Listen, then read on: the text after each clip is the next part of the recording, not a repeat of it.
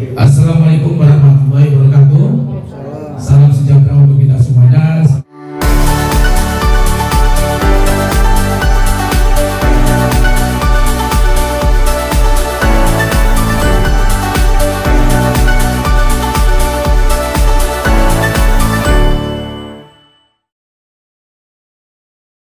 Selamat sore. Terima kasih teman-teman rekan-rekan media atas kehadirannya memenuhi undangan kami selaku tim kuasa hukum dari Ridwan Kamil. Pada hari ini kami hadir 3 orang. Saya perkenalkan, sebelah kanan saya Pak Heribertus Hartojo, kemudian sebelah kiri saya Pak Widya Nusa Patria. Nah, ini adalah tim kuasa hukum dari Ridwan Kamil. Tentunya pada hari ini kami mau menyampaikan update terkait dengan kasus perkembangan dari Pak Ridwan Kamil seperti apa. Nah, tentunya untuk hal ini menjadi ditunggu-tunggu oleh teman-teman. Nah, untuk bersingkat waktu, karena ini juga sudah sore, saya persilakan rekan saya Pak Heribertus untuk menyampaikan holding statement, membacakan holding statement dari tim kuasa hukum Ridwan Kamil. Kami silakan Pak. Baik, terima kasih. Selamat sore semua rekan-rekan.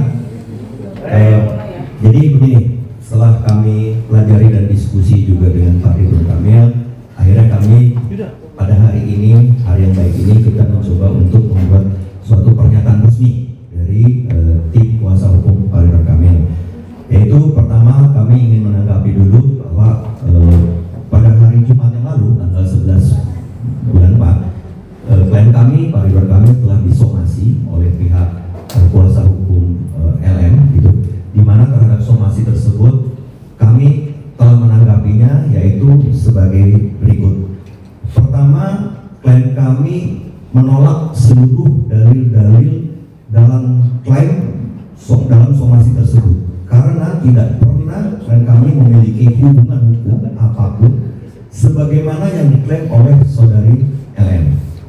Kemudian, kedua, kami mempersilahkan kepada tim kuasa hukum LM atau kepada LM untuk melakukan upaya-upaya hukum yang sesuai prosedur.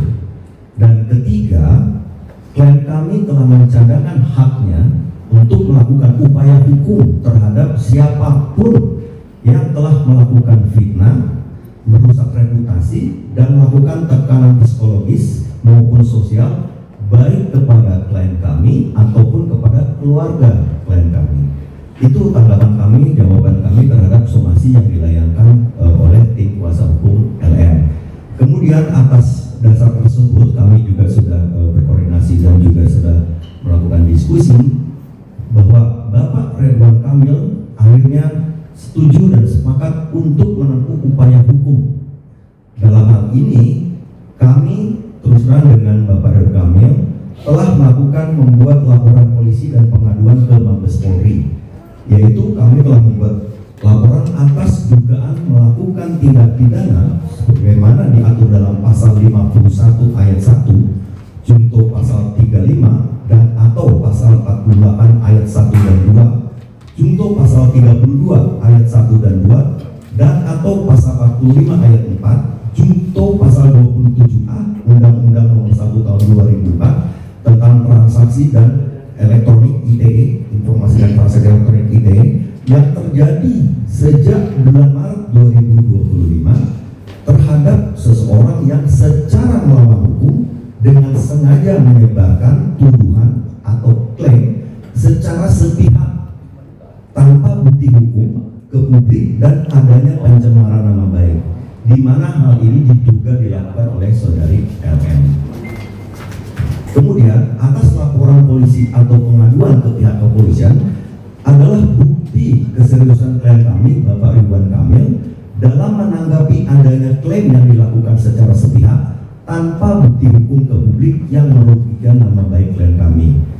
Dalam laporan polisi atau pengaduan kami telah melampirkan semua bukti-bukti, saksi-saksi untuk memperkuat dugaan tindak pidana yang dilaporkan klien kami ke Mabes Polri dan selanjutnya akan menjadi ranah penyidikan. Kemudian laporan polisi atau pengaduan ini merupakan bentuk perlindungan hukum terhadap integritas pribadi dan kehormatan klien kami Bapak Ridwan Kamil serta upaya untuk memastikan agar semua proses berjalan akuntabel dan sesuai hukum yang berlaku. Statement penutup dari kami mengajak pada seluruh pihak untuk tidak terburu-buru menyimpulkan sesuatu sebelum proses hukum berjalan dan fakta-fakta diuji secara objektif. Kami percaya bahwa keadilan akan berpihak kepada kebenaran. Kami juga mengimbau kepada seluruh media dan masyarakat untuk menjaga ruang publik dari ujaran kebencian, spekulasi maupun disinformasi yang dapat memperkeruh suasana dan mencederai proses hukum itu sendiri. Kami berharap bahwa proses hukum ini akan mengakhiri seluruh polemik yang terjadi dan kami meminta kepada siapapun untuk menghormati proses hukum yang sedang berjalan dengan segala konsekuensinya. Kami juga mengucapkan terima kasih dan penghormatan kepada seluruh pihak-pihak yang telah memberikan pendapat, komentar, unggahan apapun dalam bentuk media elektronik maupun media lainnya terhadap klien kami yang telah disampaikan dengan penuh tanggung jawab. Terima kasih. Kami akan terus memberikan pembaruan kepada publik secara berkala dan bertanggung jawab. Jakarta 18 April 2025, tim kuasa hukum Ridwan Kamil. Terima kasih. Mari saya kembalikan Pak. Ya, makasih teman rekan-rekan media semuanya.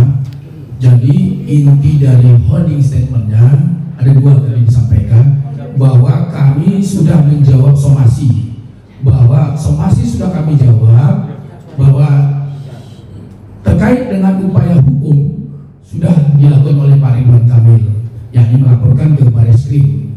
Nah, untuk itu mohon mungkin bisa ditampilkan, ini adalah laporan polisi yang kami dampingi Pak Ridwan Kamil. Nah, jadi ini Pak Ridwan Kamil dengan saya, kami mendampingi beliau untuk membuat laporan polisi di Barreskrim. Jadi tidak ada rekayasa, karena ini semuanya adalah fakta, karena pendampingan beliau ini kami lakukan. Selanjutnya ini nomor polisi STPL. Nah, ini surat tanda terima laporan polisi bahwa benar Pak Ridwan Kamil sudah melaporkan ke Barreskrim secara hukum.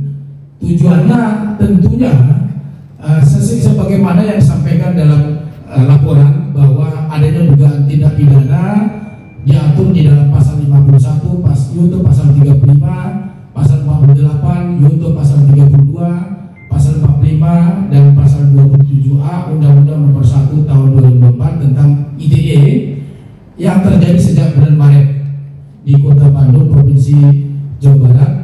Pelapor atas nama Muhammad Ridwan Kamil, terlapornya atas nama diduga inisialnya LM. Nah, untuk holding statement akan sampaikan nanti ke teman-teman semuanya terkait dengan holding statement. Saya kira itu yang bisa kami